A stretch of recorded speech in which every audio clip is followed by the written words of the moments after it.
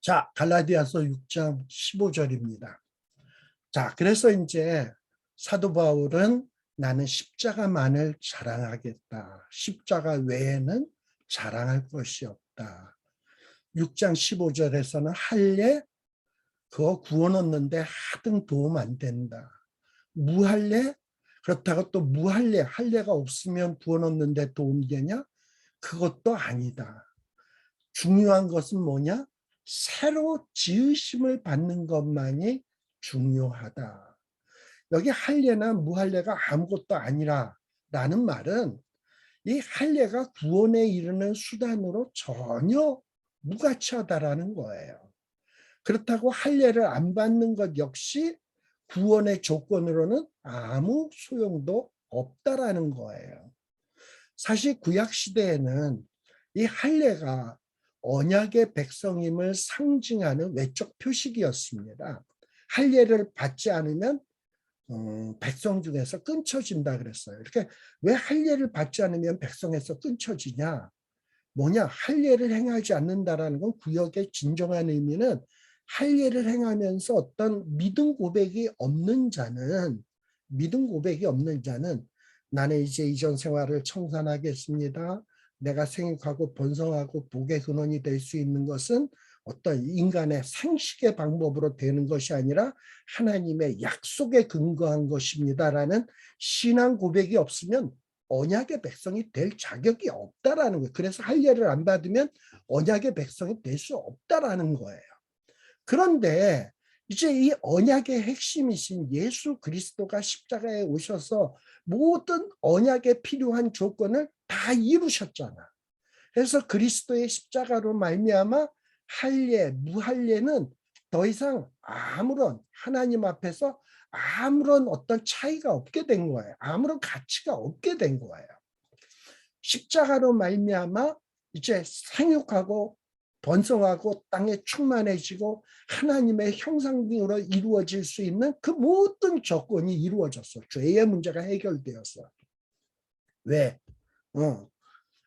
하나님의 약속의 성취이신 예수 그리스도의 십자가에서 다 이루셨기 때문에 이제 할례도 무할례도 더 이상 아무런 가치가 없게 된 것입니다. 아무런 효력도 발휘할 수 없는 거예요. 자, 그러면 이제 뭐가 중요하냐? 새로 지으심을 받는 것만이 중요하다. 새로 지으심 받는 것이 중요하다. 그럼 어떻게 새로 지으심을 받는가? 새로 지으심을 받는다라는 말은 도대체 무슨 말인가? 자, 이렇게 어떻게 우리가 새로 지으심을 받느냐 하면 이 말은 그리스도와 우리가 연합할 때 이루어지게 되는 거예요. 우리가 그리스도와 연합하게 되면 새롭게 지으심을 받게 되는 것입니다. 그리고 그리스도께서 보내신 성령님의 인도를 따라 살 때 새로운 삶을 살게 되는 것이에요. 그리스도와 연합할 때 우리가 새로워진다라고 했는데 우리가 잘 아는 성경 구절이 고린도후서 5장 17절입니다. 뭐라고 되어 있습니까? 뭐가 새로운 피조물이다? 피조물이라는 게 뭐예요? 새로 지으심 받은 것이지. 근데 누가 새로운 피조물이다? 누구든지 그리스도 안에 있으면. 즉 그리스도 안에 있다라는 건 나와 예수 그리스도가 연합되는 거예요. 그래서 연합되어서 같이 십자가에서 죽고 또 예수님이 부활할 때 같이 부활하고 하는 것이 그리스도와 연합되는 거예요. 그리고 이제 살아가는 것도 예수 그리스도와 동고동락하면서 사는 것이 새로운 피조물입니다. 이전 것은 지나갔으니 보라 새 것이 되었도다. 즉 언제 우리가 새롭게 되어지는가? 예수 그리스도 십자가 앞에서 주님 곰곰이 생각해 보니 내가 그동안 자랑스럽게 여겼던 것들이 정말 하찮은 것들이었네요. 그리고 내가 소중히 여겼던 것들이 알고 보니 배설물과 같은 것이었네요. 이것으로는 절대 구원에 이를 수가 없네요. 나는 죄인입니다. 예수님이 없으면 절대 구원받을 길이 없습니다. 주님, 나를 불쌍히 여기소서, 나를 받아주소서, 주님밖에는 구원 얻을 길이 없습니다 라고 믿음을 고백하면, 근데 이 믿음을 고백하는 것이 우리 힘으로 되는 게 아니야. 성령님이 우리를 막 새롭게 만들어주면 이런 고백이 나와. 그러면서 그리스도와 내가 연합된 거예요. 새로운 피조물이 된 거예요. 그리고 이전 것은 지나가고 새 것이 된 것입니다. 바로 이렇게 새로 지으심 받는 것이 중요하다. 할례를 행했냐, 무할례를 행했냐, 교회에서 봉사를 했냐, 뭐 어떤 공로가 있냐, 공부를 많이 했냐, 돈이 많이 있냐, 이게 중요한 게 아니고 우리 삶에 있어서 그리스도와 내가 연합되었는가, 공동 운명체인가, 그리고 이제 그리스도와 연합된 새로운 삶을 내가 살고 있는가, 이게 중요하다라는 거예요.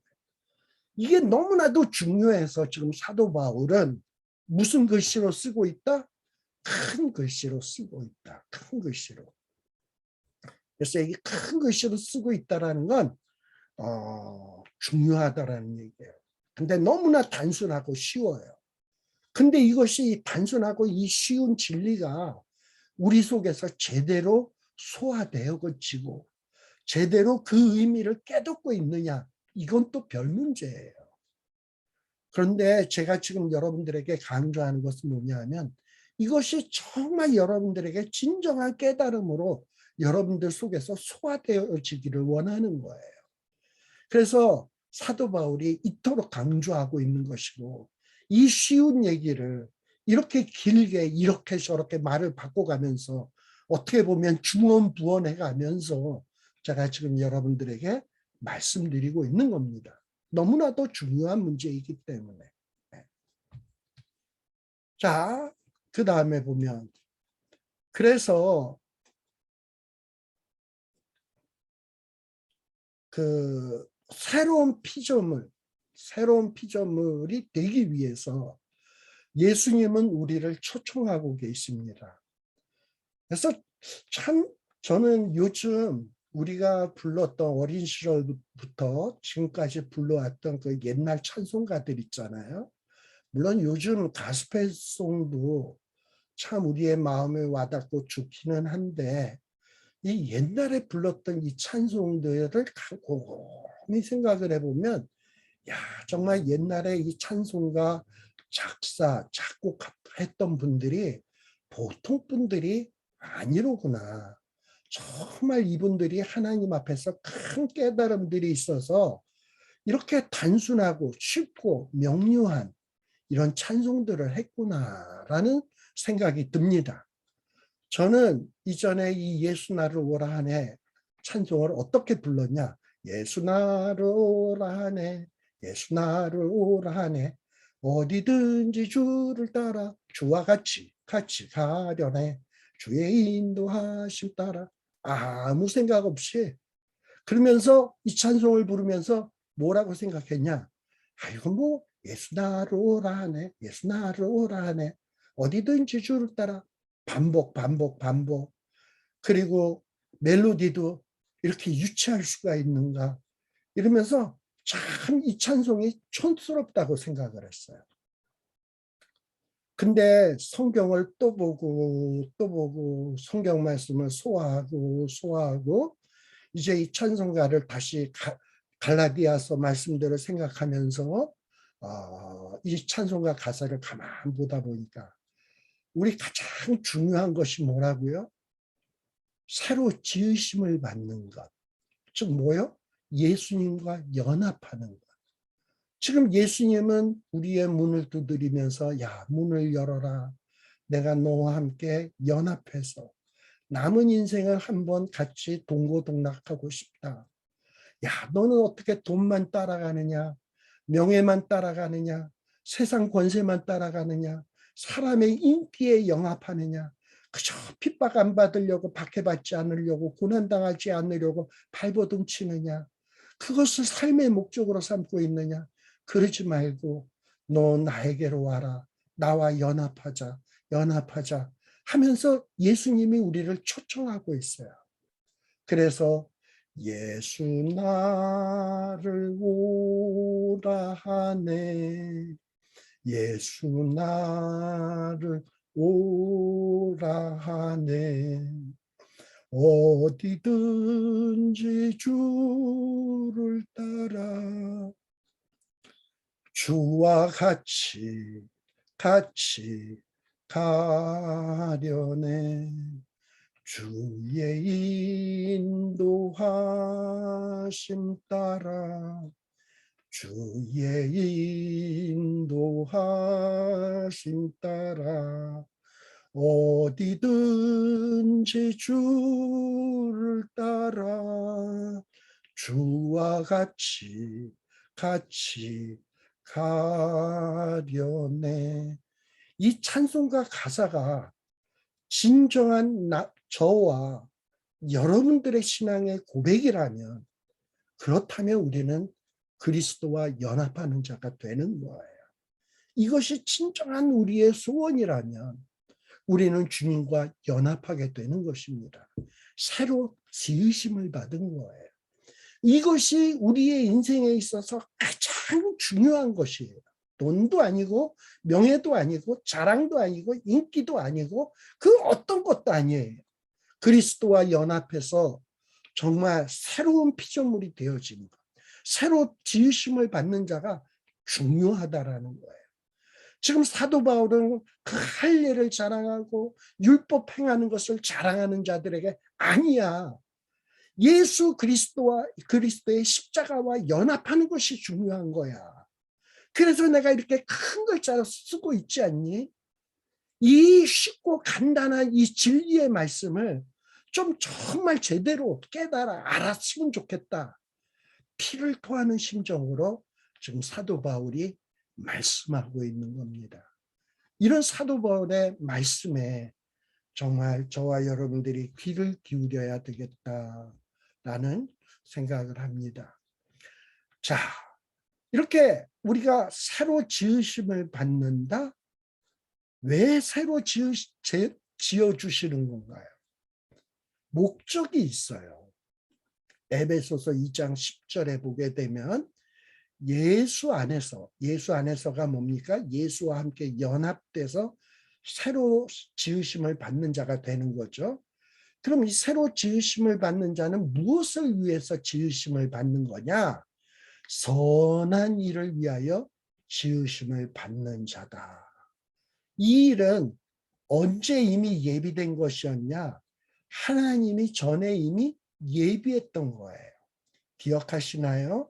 아담과 하와를 창조하시고 너희들은 이제 코에다 생기를 불어넣으시고 흙덩어리를, 아무 가치 없는 흙덩어리를 생명이 되게 했어요. 하나님의 형상으로 된 의미 있는 존재로 만드셨어요. 그리고서 그 의미 있는 존재가 어떻게 살아가기를 원했냐? 생육하고 번성하고 땅에 충만해라. 근데 이건 짐승들도 하는 일이야. 그런데 이 생명으로 창조한 우리 인간에게는 어떤 명령을 더하셨냐? 세상을 정복해라. 다스려라.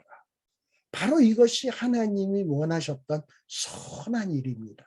이 일을 위해서 우리를 하나님의 형상으로, 하나님의 모양대로, 하나님의 생기를 불어넣어서 지으셨어요. 근데 이것이 다 망가졌잖아요. 근데 이것을 회복시키기 위해서 예수님이 십자가 위에서 우리의 죄 문제를 해결하기 위해서 죽으신 거예요. 그리고 다시금 생기를 불어넣기 위해서 성령님을 불어넣으십니다. 그래서 예수님이 부활하신 뒤에 예수님의 제자들 앞에서 숨을 내쉬며 가라사대 성령 받아라 라고 했잖아요. 그래서 우리가 예수님을 믿고 예수님의 제자가 되고 예수님이 불어주시는 성령을 받는 거예요. 이게 이렇게 될 때 우리가 새로 지으심을 받는 거예요. 왜? 이제 이전에 하나님이 예비했던 선한 일을 위해서. 자, 고린도후서 5장 17절 아까 얘기했죠? 이제 그리스도와 연합해서 새로운 피조물이 지났어요. 이제 이전에 돈, 명예, 세상의 자랑, 좋은 것들 따라갔던 이런 삶은 지나갔어요. 이제 우리의 삶은 새 것이 되어야 합니다. 자, 그러면서 하나님이 우리에게 원하시는, 하나님이 기뻐하시고 선하게 여기시는 일이 있어. 그게 고린도후서 5장 18절에 뭐라고 얘기하냐? 모든 것이 하나님께로서 났으며 처음에 지음받은 것도 하나님께로 말미암았고 또 우리가 새롭게 지음받은 것도 하나님이 세상을 이처럼 사랑하사 독생자를 주셔서 십자가에 못 박혀 죽게 하시고 성령 부으셔서 내가 그 십자가를 믿게 하심으로 내가 새로운 피조물로 낳게 된 겁니까? 하나님으로부터 새로운 피조물로 지음받게 된 것 아닙니까? 근데 이렇게 하나님께서 나를 새로운 피조물로 만드신 이유가 뭐냐? 그리스도로 말미암아 우리를 자기와 화목해 하셨던 것처럼 우리 하나님께서는 우리에게 또 어떤 사명을 주고 계시냐? 우리에게 예수님처럼 화목해 하는 직분을 주셨습니다. 예수님이 하나님과 죄 많은 인생 우리를 화목해 하셨던 것처럼 이제 예수님의 제자가 되고 예수 그리스도와 연합된 자는 예수님이 하셨던 일처럼 이 세상에 나아가서 주의 복음을 증거해서 많은 죄인들을 하나님과 화목해 하는 이런 일들을 하라고 우리를 새롭게 지어주신 거예요. 또 우리로 하여금 교회와 공동체 안에서 믿음의 형제 자매들에게 서로 짐을 지고 자기의 짐을 지고 그리스도의 법을 이루면서 이 교회 안에 평화로, 평강으로, 기쁨으로, 희락으로, 그 사랑으로, 사랑과 희락과 화평과 오래 참음과 자비와 양성과 충성과 온유와 절제 이런 모습들로 풍성하게 하면서 교회 안에를 화목하게 하늘의 그 성령의 열매로 가득 차게 하는 이 일을 하라고 우리를 새롭게 지어주신 것입니다. 저와 여러분들은 이제 남은 인생을 무엇을 위해서 사시겠습니까? 돈 하면서 살겠나요? 아니면 그저 자식 새끼들에게 목숨 걸고 자식 잘 되는 거 바라보면서 세상을 사실 것입니까? 그저 세상에서 잘 먹고 건강하게 그다음에 즐거운 일 하면서 사는 것에 인생의 목적을 두고 살겠습니까? 전도자 솔로몬은 다 헛되니 바람을 잡으려는 것이라 했습니다. 이제 사도 바울은 그 모든 것들을 배설물과 같은 것이다 라고 얘기했어요. 우리를 해롭게 하는 것이라고 말씀했습니다. 우리는 이제 남은 인생, 삶의 목적을 어디에다 두면서 살아야 될 것인가? 이제 성도라면, 진정한 성도라면 이 현재의 삶 속에서 새롭게 지으신 우리 현재의 삶 속에서 하나님께서 맡기신 일들을 감당하면서 살아야 합니다. 성령의 열매를 주렁주렁 맺으면서 새롭게 지음받은 선한 인격, 사랑의 인격, 희락의 인격, 사랑과 희락과 화평, 오래 참은 자비, 양선, 충성, 절제 이런 것들을 주렁주렁 맺으면서 또 서로의 짐을 지며 예수님이 우리의 짐을 지었던 것처럼 서로의 짐을 지며 또 내가 특별히 받은 바 달란트로 내가 감당해야 될 짐이 있잖아요. 저 같으면 말씀 가르치는 일, 여러분들 같으면 교회에서 성도들을 섬기는 일, 이런 일들을 감당하면서 남은 인생 동안 그리스도의 법을 이루어 가야 된다.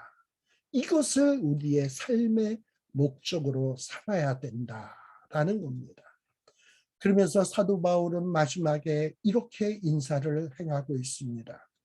무릇 이 규례를 행하는 자에게와 하나님의 이스라엘에게 평강과 긍휼이 있을지어다. 이 규례가 뭐냐? 지금 사도 바울이 앞서 말한 모든 것들을 포함해요. 그게 뭐냐? 그리스도와 연합해라. 그리고 할례를 비롯한 율법주의를 배격해라. 우리를 구원할 수 있는 것은 십자가밖에 없다라는 사실을 명심해라. 그리고 너희들이 새롭게 창조되었으면 뭔가 창조한 목적이 있다라는 것을 기억하라. 선한 일을 위해서 너희들은 창조받은 자다. 그럼 선한 일이 뭐냐?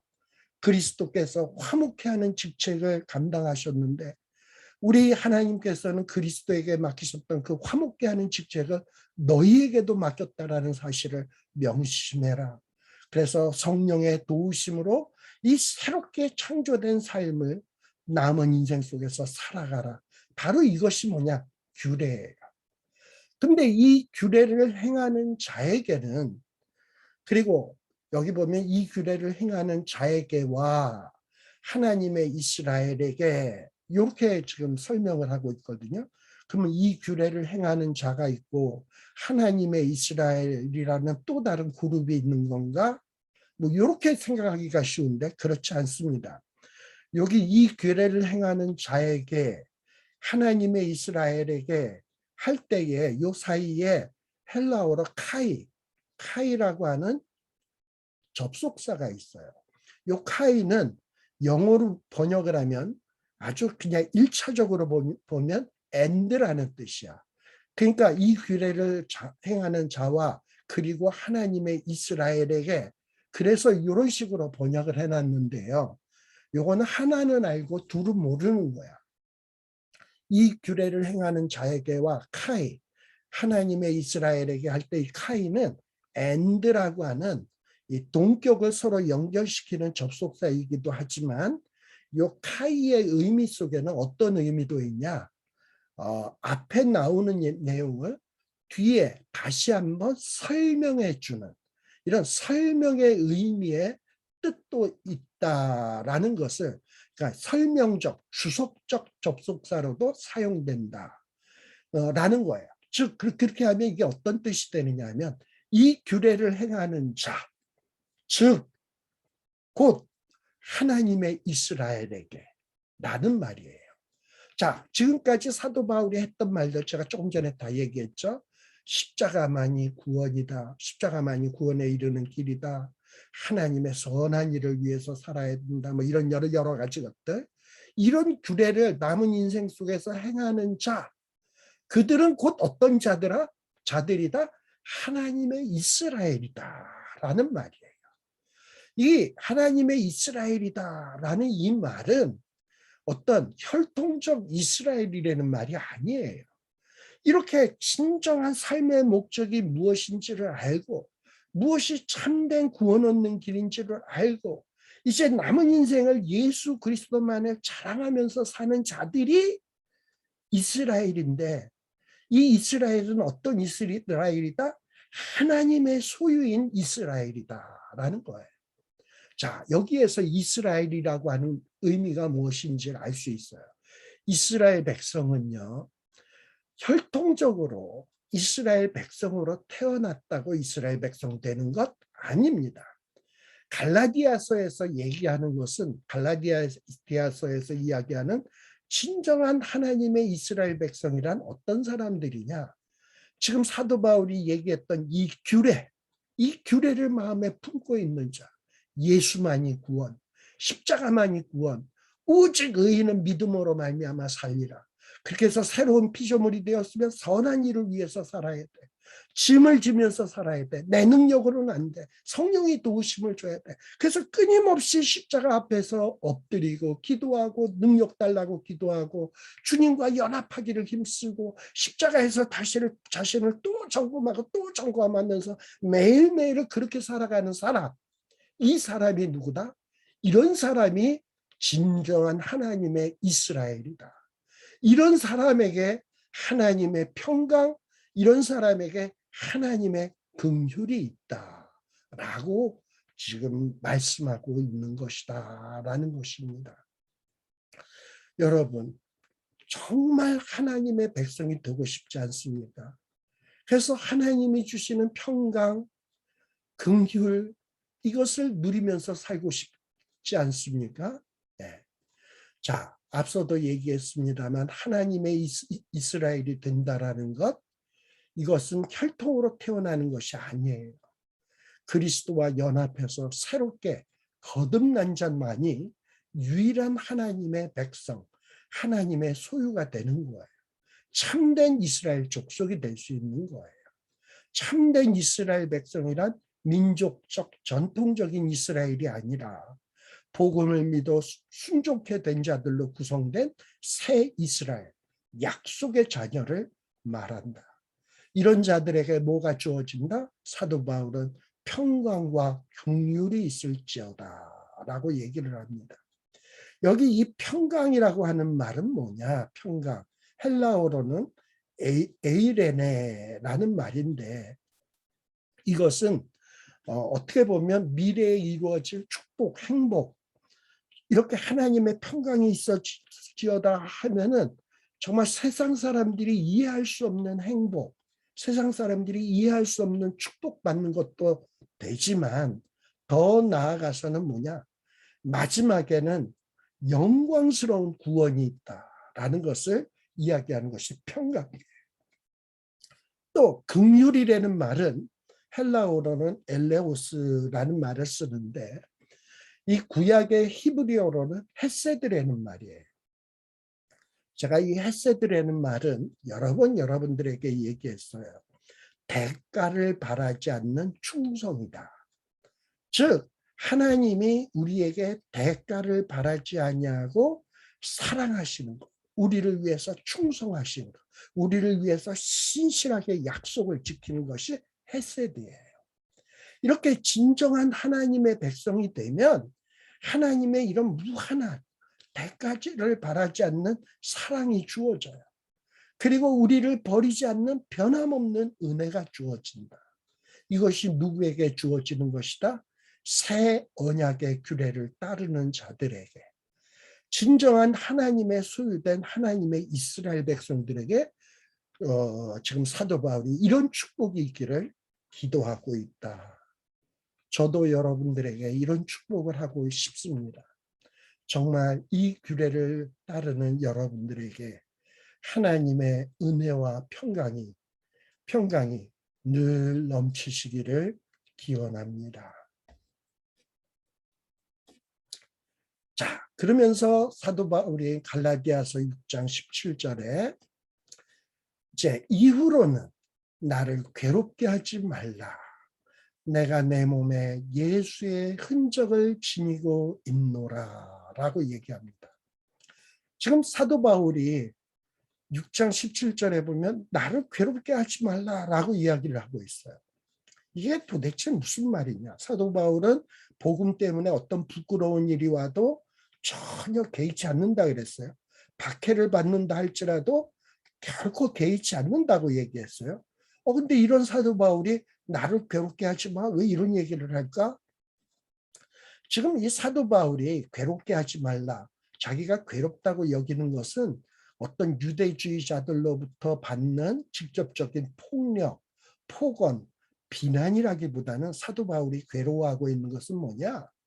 갈라디아 교인들에게 그렇게 눈물로 또 땀방울로 기도로 사랑으로 섬김으로 갈라디아 교인들에게 정말 하나님의 능력이 되는 복음을 증거했는데, 그 시간이 얼마 되지 않아 가지고 이 거짓 교사들, 유대주의자들에게 미혹되는 것을 보면서 너무나도 괴로웠어요. 사도 바울이 괴로웠던 것은 폭력, 폭언이 아니라, 어떤 육체적인 괴로움이 아니라 이 자기의 그 사랑하는 성도들이 미혹되는 것, 미혹된 가르침에 빠져서 잘못된 신앙으로 가는 것이 너무나도 큰 괴로움이었어요. 너희들 또다시 거짓 교사의 미혹에 빠져서 엉뚱한 길로 가지 마. 그건 나에게 너무 큰 괴로움이야. 그러니 너희들 나를 괴롭게 하지 말라. 이제 이단자들에 의해서 미혹되는 일은 절대 없기를 호소하는 이 말이 괴롭게 하지 말라라는 거예요. 그래서 지금 사도 바울이 지금 얘기하는 것이 다 큰 글씨로 쓰고 있다라는 것 아닙니까? 강조하고 있는 거예요. 그러면서 이제 사도 바울은 뭐라고 얘기하냐? 나는 예수의 흔적을 갖고 있다. 자, 거짓 교사들은 할례라고 하는 육체의 생식기를 잘라내서 그 할례의 육체의 할례를 받았다라는 육체의 흔적을 갖고 있잖아. 그래서 이 할례 받은 자들은 나 이렇게 할례를 행해서 자기 몸에 있는 그 육체의 상처를 마치 대단한 공로나 있는 양, 또 자기가 뭐 대단한 하나님의 백성된 표식을 받은 양 자랑거리로 삼고 있었어요. 물론 사도 바울도 8일 만에 할례 받았어요. 할례의 흔적을 갖고 있어요. 근데 사도 바울은 이런 할례의 흔적을 자랑하고 싶지 않아. 사도 바울이 자랑하고 싶은 것은 뭐냐? 예수의 흔적을 자랑하고 싶은 거야. 근데 거짓 교사들을 따르는 추종자들은 자꾸 어떤 예수님의 흔적보다도, 예수님을 닮는 것보다도 어떤 자신들의 의의를 드러내는 육신의 흔적, 이걸 자랑하고 있다 이 말이에요. 이래서는 안 된다라는 거예요. 너희들은 예수의 흔적을 자랑할 수 있어야 된다라고 하기 위해서 마지막에 큰 글자로 지금 이 말을 하고 있습니다. 특별히 여기 보면 예수의 흔적이라는 말이 나오는데, 흔적이라는 말은 스티그마타라는 헬라어를 사용하고 있어요. 근데 이 스티그마타라는 것은 뭐냐? 소나 양에게 낙인을 찍는 거예요. 이 텍사스에 가보면 소가 얼마나 많은지 몰라. 근데 소 궁뎅이 히프짝에 보면 도장이 찍혀 있어요. 근데 도장이 다 똑같은 것이 아니야. 어떤 거는 이런 도장도 있고, 어떤 사람은 별 모양의 도장도 있고, 도장의 모양들이 다 달라요. 지금 무슨 얘기냐? 이 소는 어느 A라는 사람의 소고, 이 소는 B라는 사람의 소다. 그래서 소유주가 누구인가를 알게 하기 위해서 소 히프짝에다가 도장을 찍습니다. 과거 로마 시대에도 종이나 노예의 몸에 이런 도장들을 찍었어요. 그 도장을 보면 주인이 누구인가를 알아. 스티그마타. 이게 스티그마타, 흔적이라는 말입니다. 특정한 주인의 소유임을 나타내기 위하여 자국이나 소인을 남긴다는 것을 의미합니다. 자, 아까 이 규례를 행하는 자는 누구다? 하나님의 이스라엘이다. 이 규례를 행하는 자는 하나님의 소유, 하나님의 백성, 하나님의 이스라엘이라는 거예요. 우리가 이렇게 하나님의 규례를 행하게 되면 하나님은 우리에게 하나님의 표식이다라고 하는, 하나님의 것이라고 하는 이 소인을 찍어주십니다. 물론 그것이 성령의 인침이 될 수도 있어요. 근데 어떤 신비주의자들은 이 사도 바울이 내가 예수의 흔적을 가졌다라고 얘기를 하니까 이렇게 얘기하는 사람이 있어.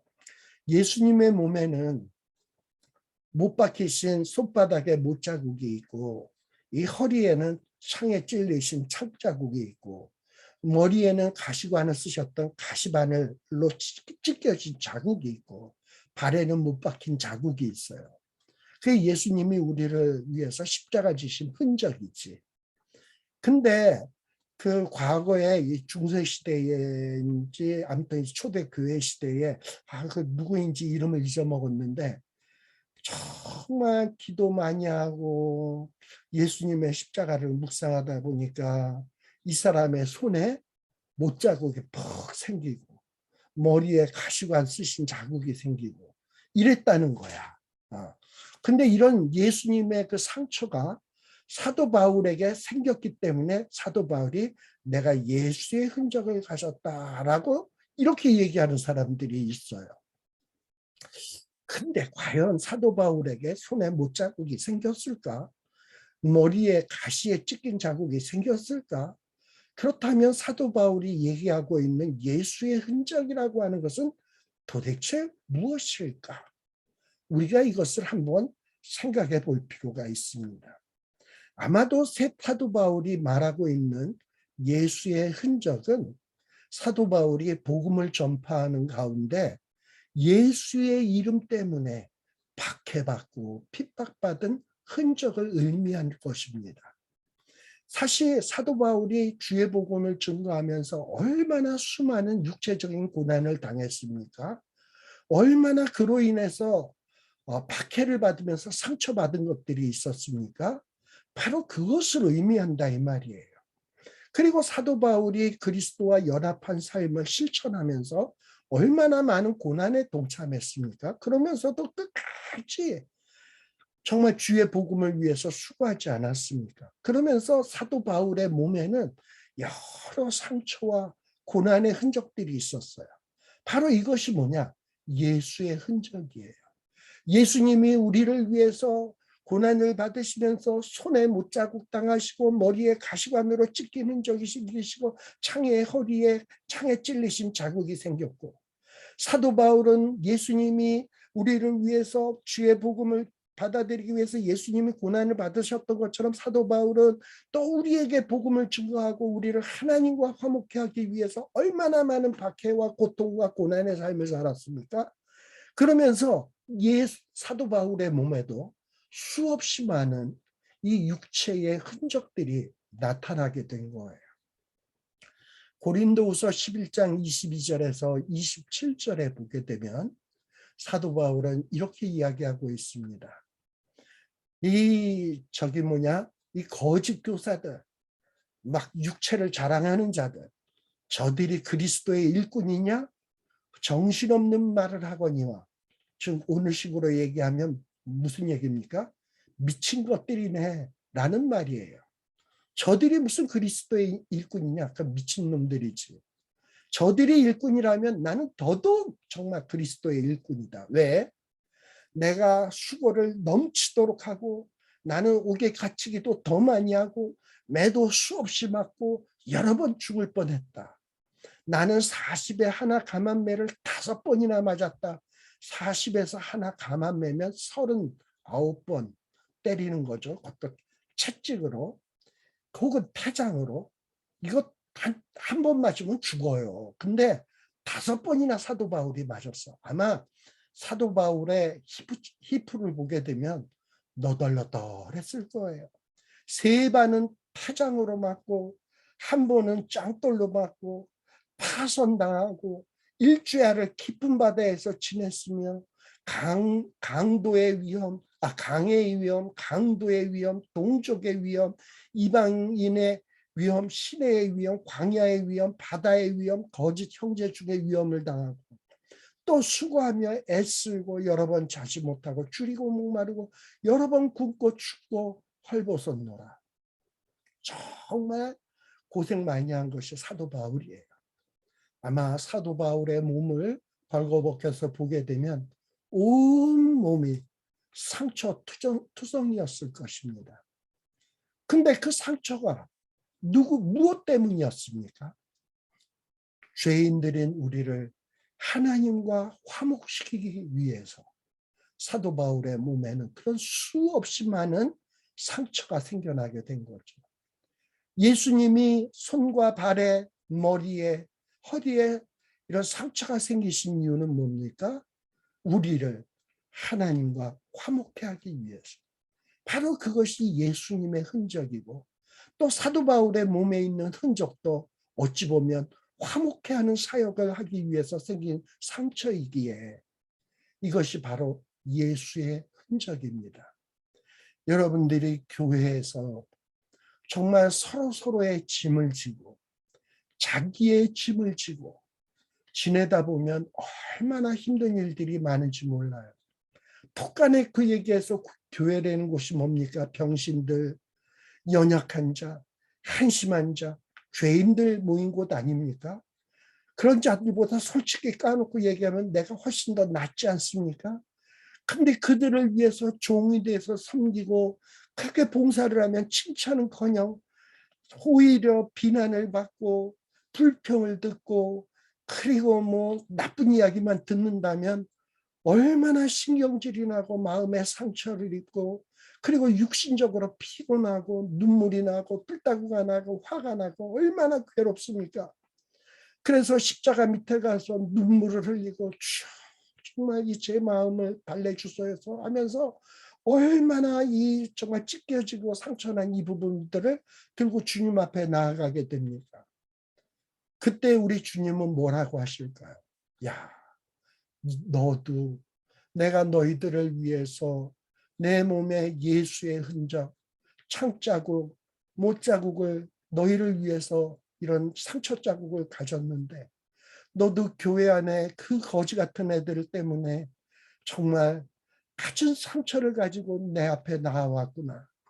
너도 나처럼 예수의 흔적을 가진 자라구나. 사도 바울이 가졌던 예수의 흔적을 가진 자라구나. 너야말로 정말 하나님의 이스라엘이로구나. 너야말로 나의 제자로구나. 이렇게 칭찬해 주시면서 위로해 주지 않겠습니까? 여러분, 사도 바울이 소유한 예수님의 흔적은 율법주의자들이 그 육신의 몸에 있는 할례자국 이런 자랑하고는 차원이 다른 거예요. 이 육체의 모양하고는 다른 겁니다. 영광스러운 거예요. 사도 바울은 로마서 8장 18절에 이렇게 얘기합니다. 내가 이렇게 현재 고난을 받고 있는데 그래서 많은 상처를 입고 이 몸에 온통 상처의 흔적뿐인데 이 흔적은 이 고난은 장차 우리에게 나타날 영광과 좋게 비교할 수 없도다. 라는 이런 고백을 하고 있어요. 사도 바울이 이런 고백을 하게 된 배경이 어디 있을까요? 사도 바울이 정말 한심한 사람들을 위해서 복음 증거하면서 얼마나 수많은 억울함을 당하고 고통을 당하고 괴로움을 당했습니까? 그런데 사도 바울이 이 문제를 들고 자기의 힘으로는 극복할 수 없어서 억울해서 견딜 수 없고 괴로워서 견딜 수 없어서 십자가 앞에 가서 눈물을 뚝뚝 흘리면서 주여 너무너무 괴로워요. 너무너무 힘들어요. 이럴 때 주님이 장차 너 바울이 받을 영광을 보여주시는 거죠. 네 몸에 그런 상처가 있었어. 네가 받을 영광은 이런 거야. 그러면서 그 영광의 모습을 보여주는 거죠. 우리 예수님도 종의 모습으로 지극히 낮아지셨어요. 죽기까지 복종했어요. 그런데 예수님을 하나님께서 지극히 높여 만물을 그 발 아래 무릎 꿇게 하셨습니다. 이게 예수님의 영광이에요. 바로 그런 예수님의 그 영광과 못지않은 사도 바울이 받을 영광을 보여준 거야. 그러다 보니 자기 몸에 있는 상처, 그 마음속에 있는 그 상처, 그 고통의 흔적들, 이거 아무것도 아니로구나. 내가 이 섬김으로 내 짐을 짐으로 그리스도의 법을 성취함으로 화목해 하는 사역을 감당함으로 당하는 이 고통, 괴로움, 이거는 장차 올 영광과 좋게 비교가 안 되는구나 라는 것을 정말 십자가 앞에서 기도할 때 이런 어떤 확신을 얻게 된 겁니다. 저와 여러분들이 억울함을 당할 때, 고통을 당할 때, 주의 사역을 감당할 때 정말 눈물을 흘리며 감당할 수 없을 때 십자가의 앞에 엎드려서 이런 영광스러운 미래를 보는 하나님의 축복이 있어지기를 간절히 기원합니다. 그래서 그 고통의 현장에서 벌떡 일어나서 다시금 남은 인생을 힘있게 달려갈 수 있는 저와 여러분들이 되시기를 바랍니다.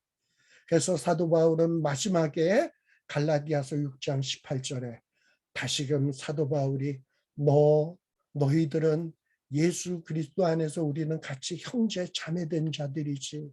이제 우리는 한 가족이지. 예수 그리스도와 한 몸이지. 자, 이제 너희들 남은 인생을 잘 감당할 수 있도록 주 예수 그리스도의 은혜가 너희 심령에 있을지어다. 여러분, 우리가 형제로서 섬기는 일, 그리스도의 법을 이루는 일, 화목해 하는 일, 우리 능력으로 안 돼요. 예수 그리스도의 은혜가 있어야 됩니다. 예수 그리스도의 은혜는 언제 있냐? 말씀을 붙들고 십자가 앞에 나아가서 엎드려서 기도할 때, 눈물로 찬송하고 눈물로 기도할 때 그 하늘로부터 신비하게 내려오는 신령한 은혜가 우리 속에서 그냥 심령 속에서 그냥 풍성하게 솟아오르게 돼요. 그러면서 큰 눈물로 기도하러 갔는데 괴로움에 몸부리시면서 주 앞에 나아갔는데 언제 그랬던가 하면서 하나님이 주시는 신령한 능력을 체험하게 돼요. 바로 이런 능력이 있을 때 우리가 예수 그리스도의 흔적을 정말 예수 그리스도의 흔적을 얻기 위해서 고통을 이겨낼 수 있는 힘을 얻게 됩니다. 그리고 우리의 남은 인생은 예수 그리스도의 새로운 피조물로서 선한 일을 감당할 수 있게 되는 것입니다.